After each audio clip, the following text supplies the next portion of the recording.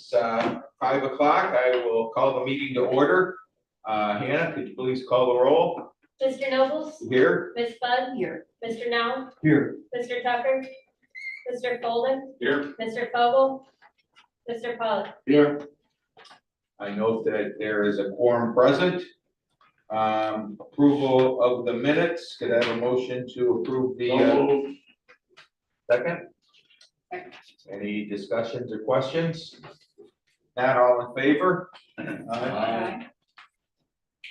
Motion carries. Agenda changes.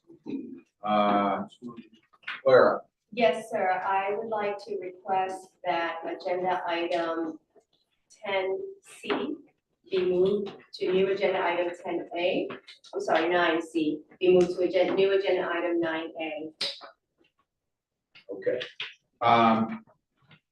Are we gonna, we're not gonna present that right now though, right? No, we'll present it during the executive director and Do staff. we need report.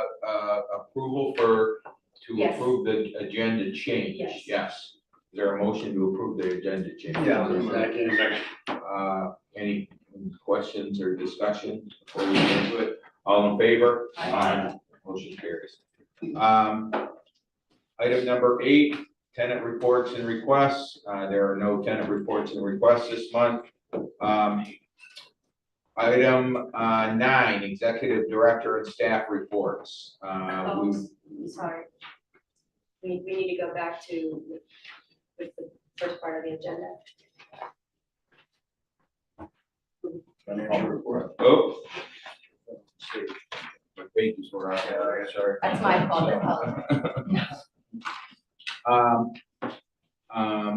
Public requests. If any member of the public wishes to provide a comment on any item, the time to do so is now. Please complete a public comment card identifying the item upon which you wish to be heard and provide it to Ms. Nevada. The public comment cards are located at the back of the room. Each member of the public wishing to comment will be provided with 5 minutes to do so. The chair reserves the right to move the public comment opportunity on a specific agenda item to the point in the agenda when that item is to be considered and or to extend the allotted time per speaker. Anna, do we have any requests for public comment? There are none at this time. Consent agenda. There are no items on a consent agenda for tonight. Federal, state, and municipal input. Clara, is there any input? There is none. Financial reports. Mr. Now, would you please introduce? Yes, thank you, Joe. In your packet, you have the details regarding the financial report for February 2023, the 5th month of our fiscal year. I have reviewed the details provided me by Robert and Richard, and they're in line with expectations for this time of year. Robert will go over the variances on the expense side, and I would like to tee up the second item, and then Robert can talk about it more, and that's a budget amendment that we're proposing. Last week I did meet with the staff to go over some proposed changes, and it's particularly about the EMAS repair expenses that we budgeted that were paid directly by the insurance company. We've talked about the last couple meetings, so that's throwing the figures off, and I don't really see any reason why we should always have to, in our mind, adjust for that amount of money through the rest of the fiscal year. So I'm thinking a budget amendment might be appropriate, and I think there's a couple other minor fixes while we're doing it. So Robert will present that in a little bit. You can consider that. So with that, I'll turn it over to Robert. Thank you, Mr. Mayor. So before you is the financial report through the month of February 2026. Total operating revenues were approximately 3.6 million, and that's above budget by about 9.7%. And the variances are still due to fuel flowage and some customs revenue. Total operating expenses are approximately 2.5 million, and that's down about 23.2% budget year to date. The variances are mainly the same as last time. It's the project expenditures, which the driving force there is the EMAS project expense that was paid for by the insurance company that we're going to be taking care of in the budget amendment. And then we have marketing special events. That's above by 47,000, about almost 27%. It's coming down each month as we kind of equalize out with the budget a little bit there. And then our professional services are also under budget by about 53%. And that's due to the lower legal expenses and the billing for the audit services, which will be coming up a little bit later. So with that, we had revenues 3.6 million, and then expenses at about 2.5. So that's total net income before depreciation is approximately 1.1 million. So on behalf of Airport Management and Secretary Treasurer, I respectfully present the February financial report to the authority. Before we get into the budget change, is there a motion to approve the financials? Second. Any further discussion, questions? All in favor? Aye. Robert? Thank you. So as Mr. Now stated, the Airport Authority's operating budget for fiscal year 2026 did include approximately 1.2 million in EMAS repair expenses to cover for the incident that occurred last year. And we also included an equal amount, 1.2 million in insurance revenues. Because it was paid for by the insurance company, we didn't actually incur any of the expenses or the insurance revenue in that amount. So we were going to be proposing an amendment to the budget.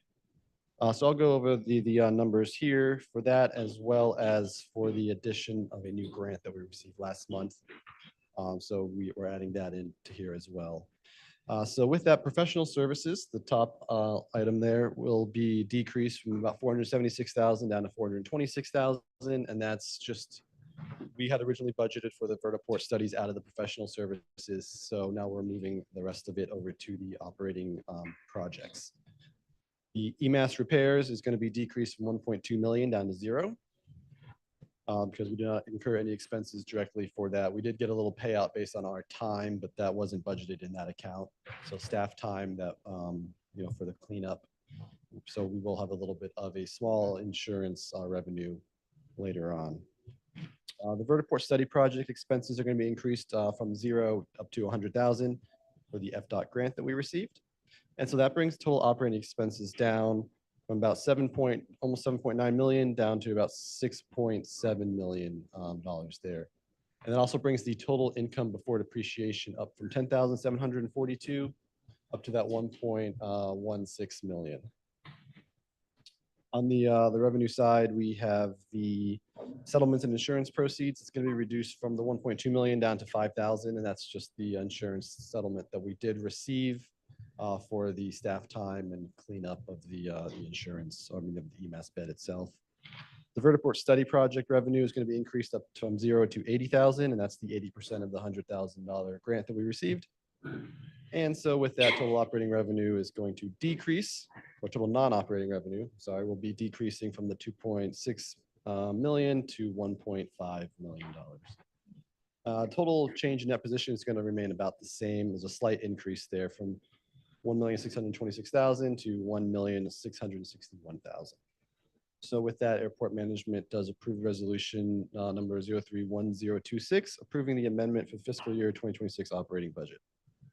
Happy to answer any questions if you have them. Is there a motion to approve the budget amendment? Second? Second. Any discussion or questions? All those in favor? Aye. Motion carries. Just to repeat, there are no tenant reports or requests.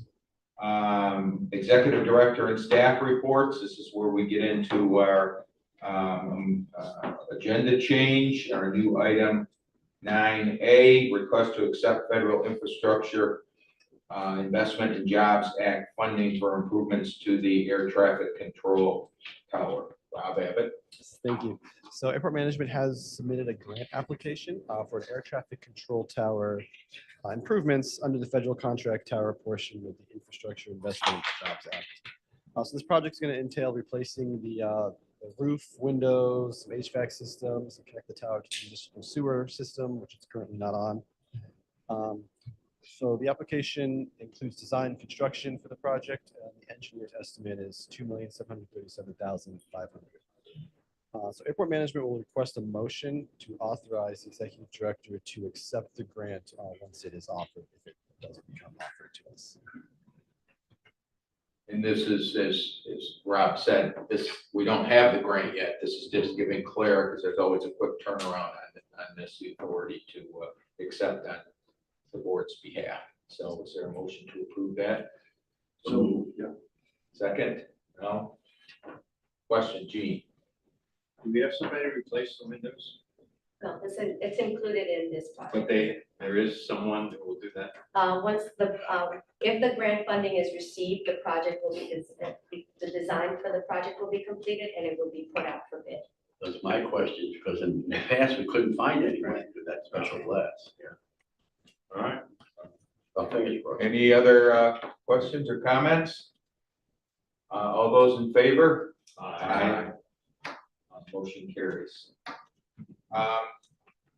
Item 9B, presentation of the operations and noise abatement report for the month of February. Lena? Sure. Good afternoon, Leonardo Romero, Operation Coordinator. Before you is the operation and noise amendment report for the month of February 2026. In the month of February 2026, there were 9,169 operations, which is a 14% increase from the operation of February 2025. In February, 4 VIP TFRs being implemented over Mar-a-Lago, and there were 1,839 TFR operations in February 2026, which is a 8% decrease compared to the TFR operation in February of 2025. Jet A deliveries were down by 16% compared to February of 2025, and AVGAF deliveries were up by 102% compared to February of 2025. There were 3 households of fire noise concern in February of 2026, which was from the noise hotline and the online noise reporting firm. And in front of you is the 2025 annual noise amendment newsletter, which provides insights into the airport ongoing efforts to help reduce the noise and annual statistics. During the month of February 2026, Kelson had 213 aircraft clearance, which is a decrease from the 280 total clearance during February of 2025. And there was 1 vessel clearance as well. These 213 aircraft arrived from 28 different countries. Wow. There were 21 after-hours clearance in the month. For February 2025, the observation area received approximately 1,850 visitors. This concludes the operation report for the month of February 2026. I will be happy to answer any questions. Yeah. I meant to ask this last month, I forgot. I see the TFR operations. What is a VIP TFR? Those are the TFRs. They're just how they're referred to in the Bay departments. It's the same. The TFR. Well, if it's the same, why do we break it out? Like when the Clintons came in, things like that, It's special. the presidential TFRs. Yes. That's what they're called, yes. VIP TFRs, as opposed to a special event like the Super Bowl TFR or. Well, we had 1,839 TFR operations. Right. And 4 VIP TFR. There were 4 TFRs that created 1,839. Oh, okay. There were 4 weekends or 4 4 periods. windows of time. Right, 4 Oh, periods of okay. TFRs. Thanks. I just couldn't, 1 and 1 couldn't be 2. I got you. I got it. Right, Thank you we very could much. be clearer of that. Anything else? Thank you. Thank you. Item 9C, corporate identity and community engagement program update. Hannah, you're going to introduce this? Thank you, Mr. Chair. I'd like to introduce Ms. Paige Schlar with GAR Solutions, who will be presenting the corporate identity and community engagement program update tonight.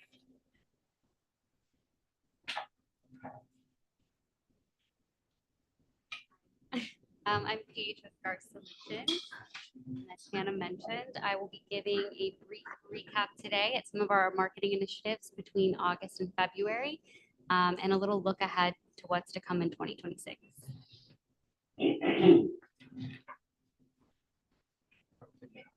Oh, do I have to click on? Oh, great. Okay, cool. So beginning with some website analytics, we're pleased to report that in this reporting period, we had over 55,000 views on our website.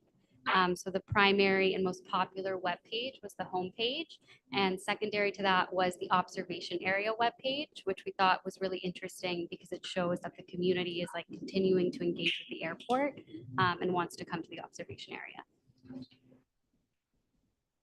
For social media, between this period, we were able to grow our following across platforms to over 10,000 followers, reaching over 800,000 impressions.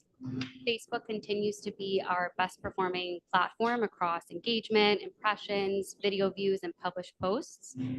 So that gives us a little insight into our audience. We have some of our top performing posts here. The categories were mostly airport information, community news, airport safety. And so that for us reaffirms that the airport is seen not only as like an industry expert, but also as a trusted airport partner to the community. We're happy to report that we got some really good media traction in this time period. The airport was actually mentioned in 47 media publications, both local and national. Some of those topics were runway safety, the observation area, and also some coverage on the EMAS incident with Local 10, which we coordinated with the FAA, and also runway safety. For airport outreach and events, the airport remained very active with the community in this time period. In August, some of the event highlights were the Back to School Drive, which was in partnership with Spirit of Giving. Scott and Robert both attended the 56th annual FAC conference, and Civil Air Patrol cadets came to the observation area and actually helped beautify the space. In September, we had the Boca Raton Airport participating in Palm Beach's International Airport Careers in Aviation Day, where they got to kind of meet students pursuing a career in aviation and share details about the internship program. The airport also hosted a pilot meeting to discuss TFRs and some of the runway safety tactics. From October through November, the airport was very active in the community and attended a ton of events. Some of them included the Chamber Gala, the Boca Raton Mayor's Ball, the Centennial Gala. They also hosted a Thanksgiving food drive with the Civil Air Patrol and a fly-in food truck fundraiser with the Coast Guard.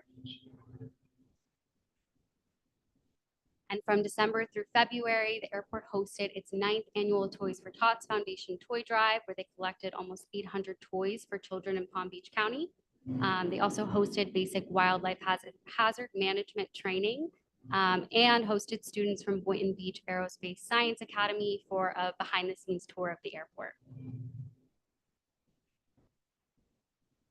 There was many celebrations in this period of time, but a few highlights on those were in August, we had the Follow the Flock activation at the observation area. So that was in collaboration with the city of the Boca Raton for their centennial. And it was a really great way for the airport to interact with the community, but also invite people out to the observation area. And that's some of the social media clip that we took that had a really large viewership. We also, in December, the airport hosted the annual Tenant Appreciation Holiday Party in collaboration with Signature, where they welcomed roughly 100 tenants to celebrate the new year. And in February, the airport celebrated the first anniversary of the observation area. In the past year, the observation area has seen a bit over 8,000 visitors and has become a really big and beloved airport amenity for the public.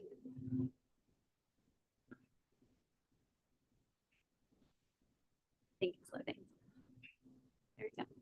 So behind the scenes, the airport has continued to work on a lot of different marketing initiatives to help the airport become more transparent and accessible to the community. Some of those include the Kids Corner website, which features a customized game and an interactive quiz, and a lot of fun facts about the airport to help the next generation of aviation enthusiasts get inspired and involved. We also have our SMS newsletter, which hosts safety updates, the biannual newsletter, which shows airport and community information, and the noise abatement newsletter, which is a new addition to keep residents informed about some of the noise practices that we do here at the airport. Other marketing materials include our tenant features. So once a month, we go out and we create features with our tenants here on site to help continue building our relationships. I know we're going to showcase just a couple of them, but I think the first one will be Atlantic. Play that video.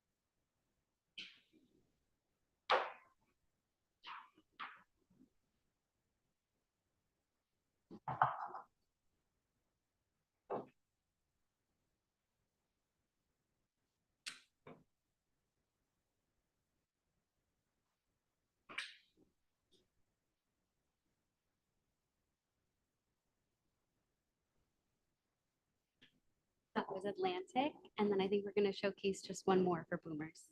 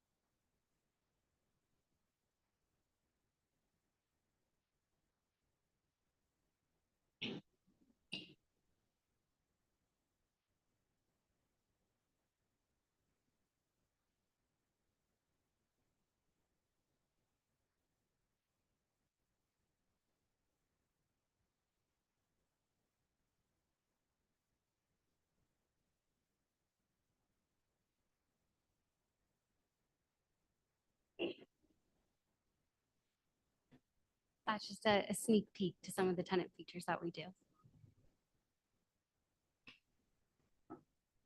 Other campaigns that are shown here include the annual report, fact sheets on capital improvement projects, and a customs campaign that was done to enhance the awareness about the customs facility here at the airport. So in a nutshell, all of these stacked together are helped accomplish the community impact goals that we had for 2025. Those goals included expanding and strengthening stakeholder relationship, as discussed through materials like biannual newsletter, pilots meetings, and monthly tenant and staff features. We work to enhance brand and visibility and community awareness through the noise exposure map updates, media relations training, and an updated airport tour policy. And establishing the airport's brand as an industry expert through the annual report, safety week, award submissions, amongst other deliverables. So a brief look ahead into some of what we have planned for 2026.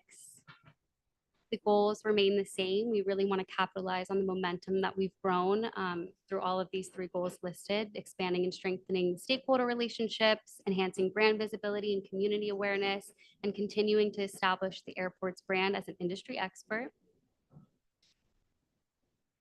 For our first goal of expanding and strengthening stakeholder relationships, we plan to do it with deliverables like our SMS newsletter, Safety Day, which was one safety week to kind of help the participation of tenants, a recycling campaign to get tenants involved, state of the airport event, and some other fun initiatives that we have coming up. To enhance brand visibility and community awareness, we'll continue to promote the Kids Corner and also work on targeted education campaigns. We'll work to identify and develop an art in public places program and continue the crisis communications and media training. And to establish the airport's brand as an industry expert, we'll continue to share success stories. We'll look to submit for speaking opportunities and award submissions, highlight safety leadership, and work and create a brand awareness campaign. Thank you for your time. And if you have any questions on any of the marketing initiatives, please let me know. Yes, ma'am. Tell us a little bit about how you're measuring things. What are your metrics for the various things that you've talked to us about today, from newsletters to marketing? Yeah, so they vary a little bit depending on if it's like a social media campaign or if it's, say, something like an SMS newsletter that might get delivered as an e-blast to tenants. So I think a huge thing for us, if it's a social media campaign, we're looking at viewership, we're looking at impressions, any sort of engagement to see if it measures up to how we had hoped. And that's based on previous statistics that we pull on our socials for how other campaigns similar have performed. If it's something like an SMS newsletter or something that's tenant focused, I think our biggest thing is engagement. So click view, are they receiving it? Are they clicking it? Are they actually engaging with the information? If we're hosting an event, are they participating? So I would say we measure it in that way.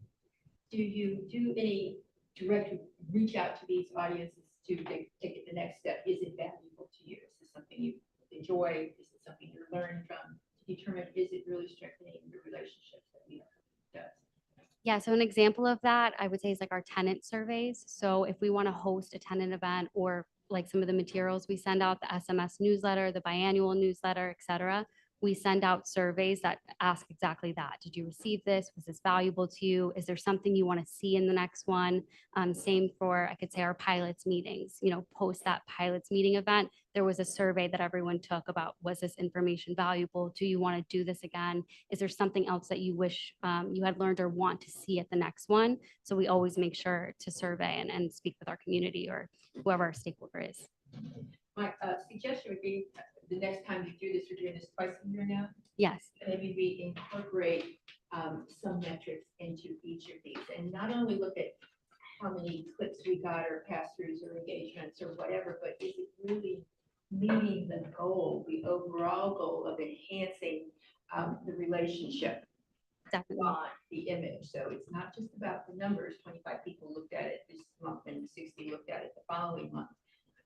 But what is that really doing for us to help meet our goal? Yeah, we could definitely include some of the survey responses that we get and some of that feedback. So for example, the pilots meeting, we could showcase it, and then we could also share, hey, you know, here's top 5 kind of comments we've received from this initiative or event that we planned. Thank you, Cheryl. Other questions for Paige? Thank you. Okay, thank you very much. Very nice job. Thank you. Okay, item 10, board member request and reports. Anything on anybody's mind? Jim? I had one thing that's related to what we just talked about, and that's the commentary that Claire had to the Sun Sentinel on the eVTOL newspaper article, because I think it does show the expertise we have here at the airport. And to see it out in the community was a very well-written section of the article. So for that, I appreciate that, Claire. And I think it did show that the board's action, which Claire went over, was also in line where we should be with the eVTOL up front. Thank you, Jim. Prior to this meeting, I was just having a casual conversation with our civil air control representative who diligently attends our meetings, and she had some very good news that she shared with me. Would you mind sharing it with everyone? Sure. Sorry, I'm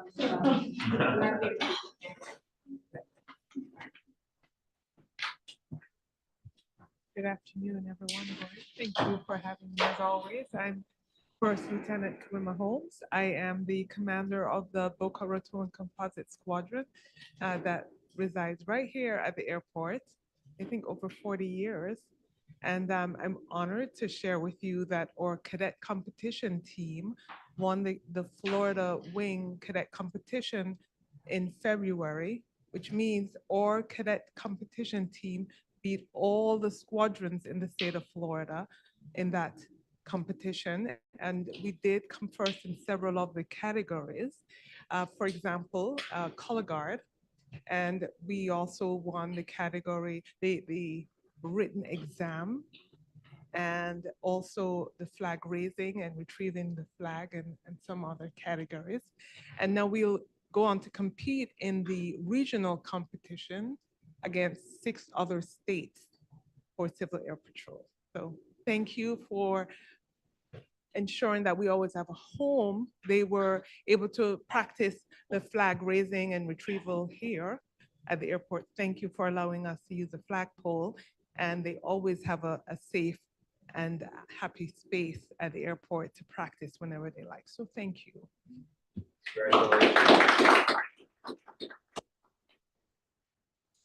Anyone else? Thanks for bringing that forward, Cheryl. Great news.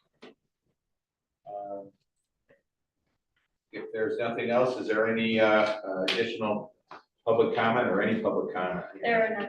Okay. Is there any other business to come before the board? If not, our next meeting is scheduled for April 22nd, 2026 at 5 p.m. And adjourned.